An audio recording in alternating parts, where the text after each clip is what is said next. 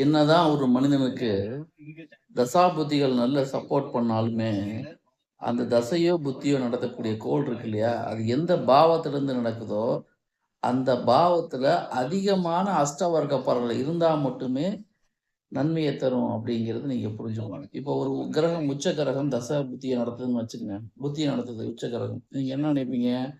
இந்த காலகட்டத்தில அதிகமான பணவரவு, நல்ல பாசிட்டிவான பலன்கள் ஜாதகருக்கு கிடைக்கும்னு நினைப்பீங்க. ஆனா, அந்த உச்சம் பெற்ற கிரகம் புத்தி நடத்தும் பொழுது பெரிய அளவுல பலன் கிடைக்கல. அதே சமயத்துல ஒரு கிரகம் நீசமாயிருக்கு. அந்த கிரகம் வந்து அதிகமா கெடுதல குடுக்கும்னு நெனச்சுக்கிட்டு இருந்த புத்தியில, நல்ல பலன்கள் நடந்திருக்கு.